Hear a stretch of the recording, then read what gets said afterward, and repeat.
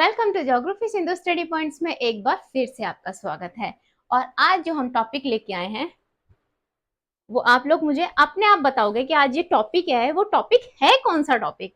आप समझ गए होंगे जो टॉपिक है वो ज्योग्राफी से रिलेटेड टॉपिक है। ये इसे हम लोग बॉल ना मान के, इसे आप लोग बॉल मत मानिएगा, ये बॉल नहीं है, इसे हम लोग क्या मानते हैं, अपना अर्थ मान लेते हैं। ये हमारी पृथ्वी है। पृथ्वी ऑलमोस्ट हमारी कैसी होती है, गोल होती है। हमारी जब पृथ्वी गोल होती है तो वो क्या होती है, अपनी ही धुरी पे राउंड लगाती रहती है, यानी कि इस तरीके से ये राउंड लगाती है। और आज जिस टॉपिक के बारे में डिस्कशन होना है वो है हमारी अक्षांश रेखाएं और देशांतर रेखाएं होती हैं। अक्षांश रेखाएं यानी कि हमारी अक्षांश और देशांतर रेखाएं, यानी कि आज हम किसका डिस्कशन करेंगे, अपनी अक्षांश और देशांतर रेखाएं, जो बहुत ज्यादा इंपॉर्टेंट टॉपिक है। देशांतर, अक्षांश और देशांतर रेखाएं क्या होती हैं, इनके बारे में डिस्कशन होता है। अक्षांश रेखाएं और देशांतर रेखाएं, फर्स्ट ऑफ ऑल तो ये है कि जो हमारी पृथ्वी है उस पे ना तो अक्षांश रेखाएं और ना ही देशांतर रेखाएं।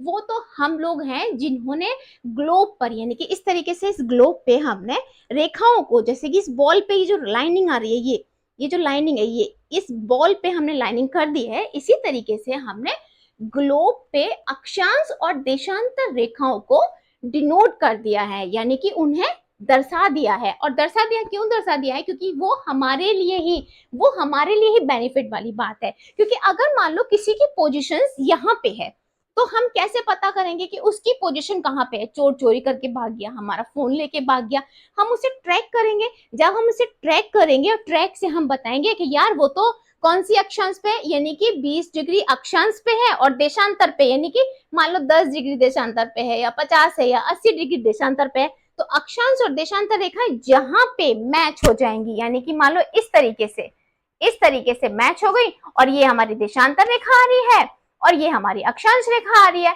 इस तरीके से यहाँ पे जो मैच हो जाएगा वो पॉइंट हमें मिल जाएगा। उस पॉइंट से हम लोग क्या करेंगे, उसकी स्थिति को देख लेंगे, उसकी लोकेशंस को हम लोग देख लेंगे, ट्रैक कर लेंगे, उसे पकड़ लेंगे।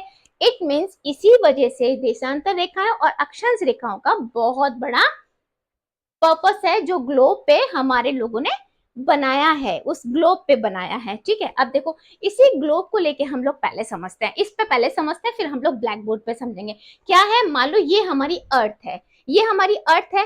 अर्थ को हमने, ये मान लो ये हमारी अर्थ हो गई, ठीक है, ये रही हमारी अर्थ,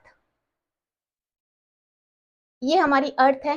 अर्थ को हमने ये एकदम बीचों बीच डिवाइड कर दिया। जो हमने अर्थ को दो पार्ट्स में डिवाइड कर दिया, ये तो हो गया हमारा कौन सा पार्ट हो गया, ये हमारा उत्तरी वाला पार्ट हो गया, ये हमारा नॉर्थ हो गया, और ये हमारा साउथ हो गया। यानी कि divided by earth and two parts, यानी कि हमारा अपर वाला part and north part, and नीचे वाला पार्ट हमारा एट साउथ पार्ट। यानी कि अगर हम पोल से, क्योंकि देखो ये हमारी क्या, ये पोल ही तो हो गए, पोल इट मींस ध्रुव हो गए, नीचे वाला ध्रुव और ऊपर वाला ध्रुव। तो नीचे वाले ध्रुव को हम लोग क्या बोलेंगे, साउथ पोल बोलेंगे। क्या बोलेंगे, साउथ पोल। ऊपर वाले ध्रुव को हम लोग बोलेंगे नॉर्थ पोल, यानी कि उत्तरी ध्रुव और दक्षिणी ध्रुव हो गया।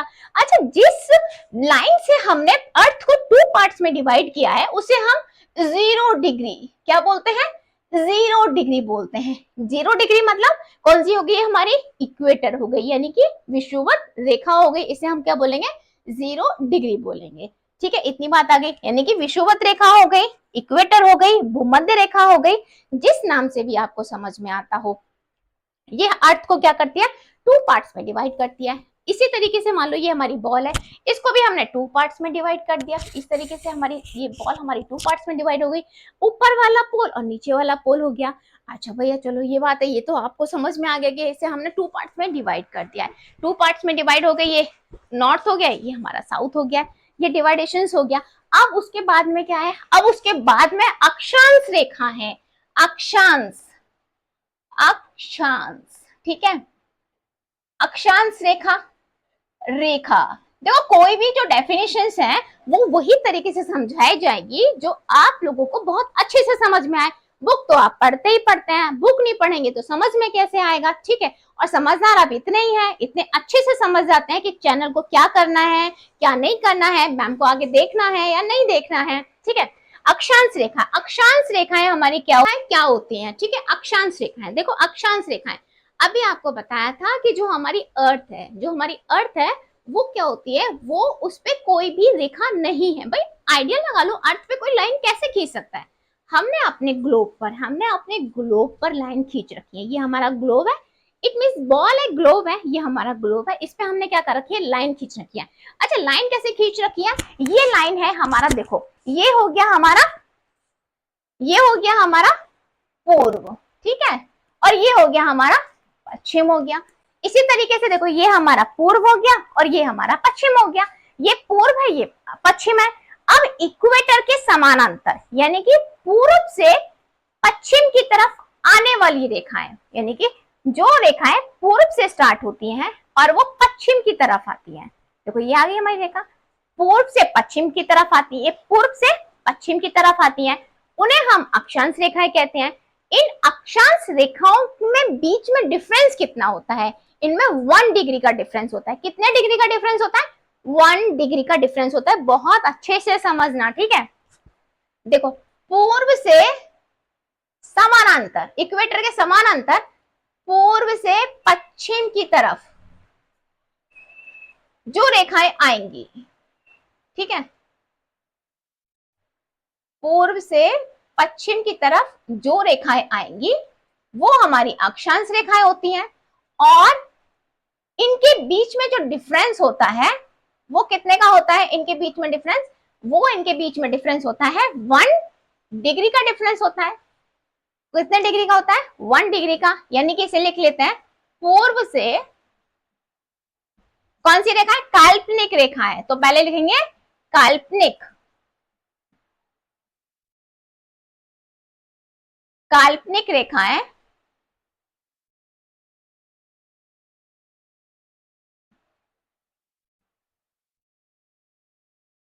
जो पूर्व से पश्चिम की तरफ आती हैं,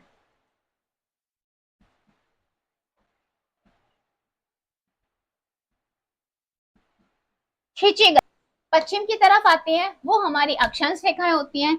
और इनके बीच की दूरी, इनके बीच की दूरी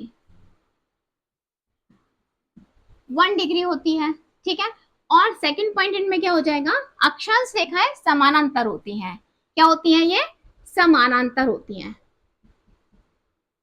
ये बहुत क्वेश्चन पूछ लेते हैं, अक्षांश रेखाएं कैसी होती हैं, समानांतर होती हैं। ये तो हमारी अक्षांश रेखाएं हो गई कि अक्षांश रेखाएं हमारी समानांतर रेखाएं होती हैं। उसके बाद में क्या होता है, अब देखो, अब हम नॉर्थ पोल से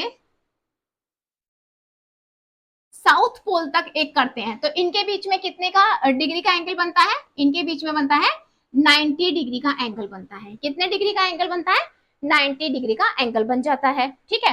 अब इसी तरीके से, ये तो उत्तरी गोलार्ध में हो गई, इसी तरीके से दक्षिणी गोलार्ध में पूर्व से पश्चिम जो रेखाएं होंगी वो कैसी रेखाएं हो जाएंगी, वो हमारी समानांतर रेखाएं होंगी और अक्षांश रेखा हो जाएंगी। और ध्रुव जो होते हैं, वो हमारे पोल जो होते हैं, वो हमें बिंदु के रूप में होते हैं। पोल पे अक्षांश रेखाएं कैसी होती हैं, पॉइंट्स के रूप में, यानी कि बिंदु के रूप में होती हैं। लेते हैं ग्लोब, ठीक है, ग्लोब, ये ग्लोब क्या होता है, ग्लोब, ठीक है।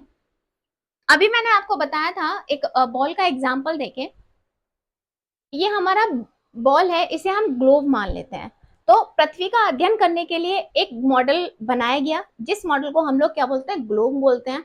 और उसी ग्लोब पे हमने क्या काम करा, उसी ग्लोब पे हमने अक्षांश और देशांतर रेखाओं को प्रदर्शित किया, ना कि हमने पृथ्वी पर, ठीक है। यानी कि ग्लोब पर ही अक्षांश और देशांतर रेखाएं प्रदर्शित की गई हैं, ठीक है। अक्षांश रेखाएं क्या होती हैं, अक्षांश और देशांतर रेखाएं काल्पनिक रेखाएं होती हैं जो ग्लोब पर खींची गई रेखाएं होती हैं। अक्षांश रेखाएं की आपस में जो दूरी होती है वो 1, यानी कि अक्षांश रेखाओं की एक अक्षांश रेखाएं 1 डिग्री रेखाओं में कितने डिग्री का अंतर होता है, 1 डिग्री का अंतर होता है, ठीक है। इतनी बात होगी हमारी। ये हमारी काल्पनिक रेखाएं होती हैं जो हमारी ग्लोब पर खींची गई रेखाएं होती हैं, ये अक्षांश रेखाएं हैं हमारी। अब ग्लोब मैंने बता ही दिया, ग्लोब क्या होता है, एक मॉडल है जिसे हम लोग क्या कहते हैं, एक मॉडल तैयार किया गया पृथ्वी की रीडिंग करने के लिए या पृथ्वी को देखने के लिए एक मॉडल तैयार किया गया, जिसको हम लोग क्या बोलते हैं, ग्लोब बोल देते हैं। रेखाओं की संख्या कितनी होती है, क्वेश्चन पुटअप होता है कि अक्षांश रेखाओं की संख्या कितनी होती है। तो देखो ये हमारी विषुवत रेखा है, ये हमारी विषुवत रेखा है, ठीक है, ये भी हमारी विषुवत रेखा। इसे मैं दूसरे वाले से कर देती हूँ। देखो ये है हमारी विषुवत रेखा हो गई, जो 0 डिग्री पे होती है। विषुवत रेखा कितने डिग्री पे होती है, 0 डिग्री पे होती है। अक्षांश और देशांतर रेखाओं को भी हम अंकों से डिफाइन करते हैं, और वो अभी अंक हम लोग आपको बताएंगे, जो इंपॉर्टेंट अंक वाली अक्षांश रेखाएं होती हैं। जो 0 डिग्री पे ही हमारी अक्षा यानी कि भूमध्य रेखा हो गई। अच्छा देखो एक और पॉइंट नोट करने का है कि 21 रेखाओं की कितनी संख्या होती है, यानी कि क्वेश्चन क्या आता है, अक्षांश रेखाओं की संख्या, अक्षांश रेखाओं की संख्या, अक्षांश रेखाओं की संख्या। तो देखो ये हमारी क्या होगी, इक्वेटर हो गई यानी कि भूमध्य रेखा यानी कि विषुवत रेखा हो गई, विषुवत रेखा हो गई, और विषुवत रेखा यानी कि अक्षांश रेखाओं के बीच में अक्षांश रेखाएं, अक्षांश रेखाएं जो होती हैं उनके बीच में 1 डिग्री का, एक अक्षांश रेखा के बीच में कितने का काल्पनिक रेखा जो होती है अक्षांश रेखा 1 डिग्री का गैप होता है, यानी कि 1 डिग्री के डिफरेंस पे दूसरी अक्षांश रेखा हो जाएंगी। अगर हम इनके बीच की दूरी पूछते हैं तो 111 किलोमीटर इनके बीच की दूरी होती है, यानी कि अक्षांश रेखाओं में आपस में कितनी दूरी है, तो 111 किलोमीटर इनके आपस में दूरी होती है। संख्या कितनी होती है, ठीक है। तो अब देखो ये हो गया। अब ये 90 डिग्री का एंगल बना रहे होते हैं, तो 90 डिग्री की अक्षांश रेखा हमारी इधर होती है, यानी कि 90 अक्षांश रेखाएं किधर है, उत्तर की तरफ है। यानी कि अगर हम उत्तरी अक्षांश की बात करते हैं, उत्तरी अक्षांश क्योंकि ये विषुवत रेखा ने पृथ्वी को 2 पार्ट्स में डिवाइड कर दिया है, उत्तर की तरफ और दक्षिण की तरफ। तो अभी हम उत्तरी अक्षांश की बात कर रहे हैं, तो उत्तरी अक्षांश में अक्षांश रेखाएं कितनी है, अक्षांश रेखाएं 90 है, और दक्षिणी अक्षांश भी कितनी है, दक्षिण में भी अक्षांश रेखाएं कितनी है, अक्षांश रेखाएं कितनी है, 90 अक्षांश रेखाएं, ठीक है। तो 90 प्लस 90 और प्लस एक विषुवत रेखा जो 0 डिग्री की है उसे भी ऐड करेंगे, कितने हो जाएंगे 181।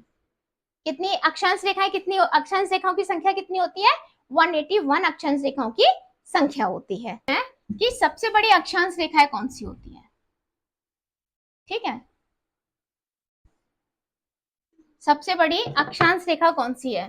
तो देखो सबसे बड़ी अक्षांश रेखा हमारी विषुवत रेखा है, यानी कि विषुवत रेखा कौन सी है, सबसे बड़ी अक्षांश रेखा होती है, ठीक है। एक ये क्वेश्चन हो गया। अच्छा दो अक्षांश रेखाओं के बीच की दूरी कितनी होती है, दो अक्षांश रेखाओं की बीच की दूरी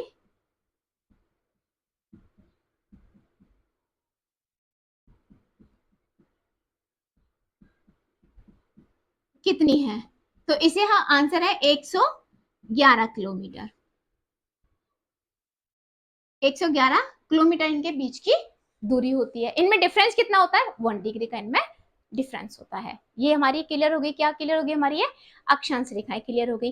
अब बहुत सारी अक्षांश रेखाएं ऐसी हैं जो इंपॉर्टेंट है, किसके हिसाब से इंपॉर्टेंट है, यानी कि नंबर्स के हिसाब से बहुत इंपॉर्टेंट है। जैसे कि विषुवत रेखा को हम लोग 0 डिग्री कहते हैं, और विषुवत रेखा से 23.5 डिग्री ऊपर हम लोग कौन सी रेखा कहेंगे, उत्तरी गोलार्ध में अक्षांश रेखा को, और 23.5 डिग्री अक्षांश रेखा को दक्षिणी गोलार्ध में हम लोग क्या कहते हैं। अब हम लोग उसके ऊपर नजर, ये तो हो गई हमारे 0 डिग्री विषुवत रेखा हो गई,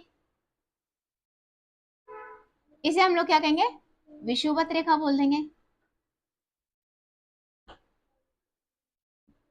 विषुवत रेखा, भूमध्य रेखा या इक्वेटर, ये हम नाम दे देंगे, ठीक है। अब 23.5 डिग्री उत्तरी अक्षांश को यानी कि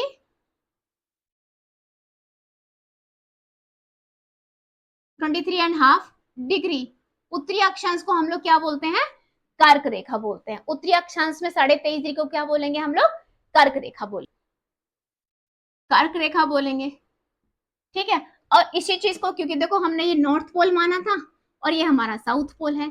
इसमें एक और चीज बतानी रह गई कि अक्षांश रेखाएं जब हमारी नॉर्थ पोल पे पहुंचती हैं तो वो बिंदु के रूप में हो जाती है, ठीक है। यानी कि नॉर्थ पोल पे जो अक्षांश रेखाएं वो बिंदु के रूप में होती हैं और अक्षांश रेखाएं कैसी होती हैं, समानांतर होती हैं, ठीक है। अब देखो अगर वही चीज हम लोग साउथ पोल में देखते हैं तो 23rd डिग्री को साउथ पोल में क्या बोलेंगे, 23rd डिग्री को साउथ पोल में क्या बोलेंगे, इसे बोलेंगे हम लोग मकर रेखा, ठीक है। मकर रेखा बोलेंगे। 23rd डिग्री को साउथ पोल में हम लोग क्या बोलेंगे, मकर रेखा। 66 डिग्री उत्तरी अक्षांश को क्या बोलेंगे, 66.5 डिग्री उत्तरी अक्षांश को हम लोग बोलेंगे आर्कटिक व्रत, आर्कटिक व्रत या अक्षांश रेखाएं। अक्षांश रेखाएं कैसी होती हैं, व्रत के रूप में भी होती हैं, इन्हें क्या बोलते हैं, व्रत भी बोलते हैं। तो आर्कटिक व्रत बोल देंगे या आर्कटिक अक्षांश रेखा बोल देंगे। 66.5 डिग्री आर्कटिक व्रत बोल देंगे, ठीक है। 66.5 डिग्री साउथ पोल में को क्या बोलेंगे, ये तो हमारी मकर रेखा हो गई। और 66.5 डिग्री इसमें बोलेंगे आर्कटिक व्रत, आर्कटिक व्रत, ठीक है। ये हो गया हमारा। अगर हम ध्रुवों पे देखते हैं तो हम क्या बोलेंगे, इसे उत्तरीय ध्रुव बोलेंगे और नीचे को दक्षिण, ऊपर को हम लोग क्या बोलेंगे, उत्तरीय और दक्षिणीय ध्रुव बोल देंगे। ये हमारा ध्रुव हो गया। तो ये क्या हो गई हमारी, ये इंपॉर्टेंट नंबर के हिसाब से इंपॉर्टेंट अक्षांश रेखाएं हो गई। 90 डिग्री उत्तरी अक्षांश और ये 90 डिग्री दक्षिणी अक्षांश, ये इंपॉर्टेंट हमारा हो गया। अब देखो 21 जून, ये इंपॉर्टेंट है, 21 जून को कर्क रेखा पर, ठीक है, कर्क रेखा पर सूर्य की सीधी किरणें पड़ती हैं।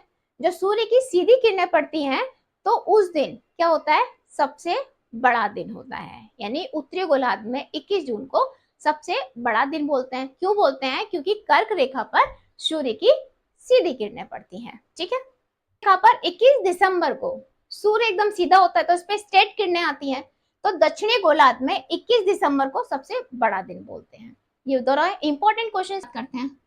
जो लाइन उत्तर को दक्षिण से मिलाती है वो क्या कहलाती है, देशांतर रेखा कहलाती है, नॉर्मल भाषा में बोलते हैं हम लोग।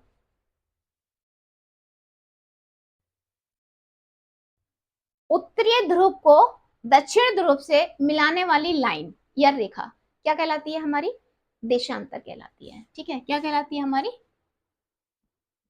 देशांतर रेखा कहलाती है, ठीक है।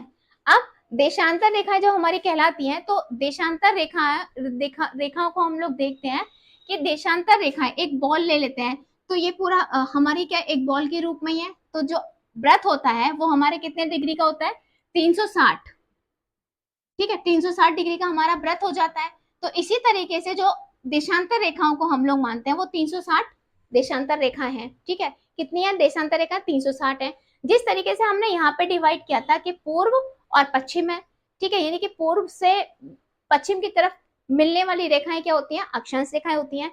इसी तरीके से उत्तर से दक्षिण की तरफ है तो वो देशांतर रेखाएं होंगी। तो ये हमारा क्या हो जाएगा, ये हमारा पूर्वी भाग हो जाएगा, ये हमारा दक्षिणी भाग हो, ये हमारा क्या है, पूर्वी भाग हो जाएगा, ये हमारा पश्चिमी भाग हो जाएगा। उत्तर से दक्षिण है तो ये 180 डिग्री में डिवाइड हो जाएंगी, ठीक है। यानी कि 180 डिग्री इधर और 180 डिग्री उधर में ये डिवाइड हो जाएगी। अब ये वाली एक बात होती है कि 0 डिग्री, यानी कि देशांतर रेखाएं जो है बहुत सारी होती हैं। कैसे होती हैं, ये यहीं से यानी कि इसी से मिलके इस तरीके से बनी होती हैं। ये इस तरीके से हमारी देशांतर रेखाएं होती है, ये इस तरीके से हमारी देशांतर रेखा होती है। अब जब हम लोगों को क्या देखा कि भाई देशांतर रेखाओं का एक मिड पॉइंट होना चाहिए। किस देशांतर रेखाओं को हम लोग 0 डिग्री देशांतर रेखाएं मानते हैं। अपनी देशांतर रेखाएं क्या होती हैं, समान होती हैं। अब ये बात हो गई कि किस देशांतर रेखा को 0 डिग्री देशांतर रेखाएं माने, क्योंकि सभी देशांतर रेखा समान, क्योंकि देखो यही पॉइंट से 90 डिग्री से ये निकल रही है। यानी कि 90 डिग्री अक्षांश को हमने क्या माना था, अक्षांश माना था। तो 90 डिग्री या 90 का एंगल बनाया तो ये 90 डिग्री का पोल हो गया हमारा। तो सारी एक ही समान होती है देशांतर रेखाएं। तो अब सभी देशों में एक बैठक हुई कि भाई अब हम किसको 0 डिग्री देशांतर रेखा, तो उन्होंने एक लंदन में सिटी है ग्रीनविच, तो उन्होंने डिसीजन लिया, चर्चा हुई और डिसीजन लिया कि ग्रीनविच से जो देशांतर रेखा गुजरेगी उसे हम 0 डिग्री की देशांतर रेखा मानेंगे। इसलिए हो गया, तो ग्रीनविच है तो ये हमारी 0 डिग्री देशांतर रेखा हो गई। ग्रीनविच से जो रेखा गुजरती है देशांतर रेखा वो 0 डिग्री देशांतर रेखा हो गई। इसे पूर्व की तरफ, यानी कि 0 डिग्री से पूर्व की तरफ आधा आधा करेंगे, तो पूर्व की तरफ 180 डिग्री अक्षांश रेखा है, पश्चिम की तरफ भी 180 डिग्री अक्षांश रेखा है, क्योंकि पूरा जो वृत्त होता है वो कितने का होता है, 360 डिग्री का होता है, और 360 डिग्री को 2 से डिवाइड कर देंगे हम लोग तो कितना बचेगा हमारा 180 डिग्री इधर और 180 डिग्री इधर हमारी अक्षांश रेखाएं वो सॉरी देशांतर रेखाएं हो जाएंगी। ठीक है, देखो 0 डिग्री देशांतर रेखा को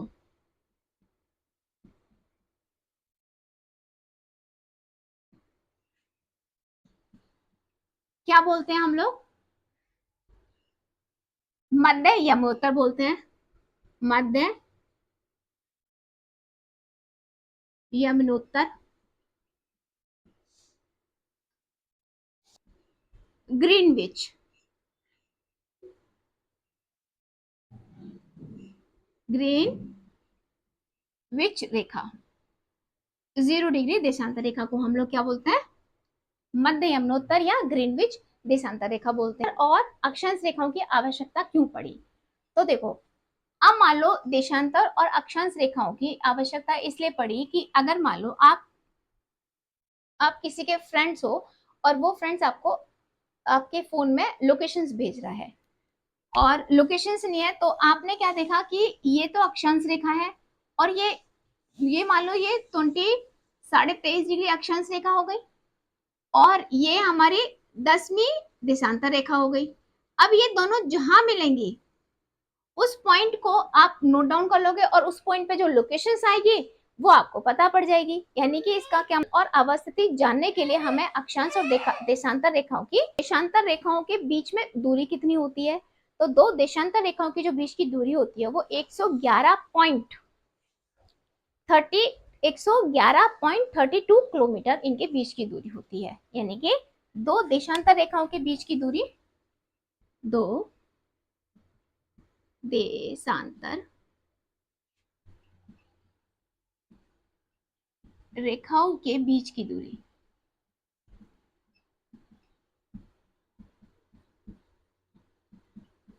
कितनी होती है, 111.32 किलोमीटर।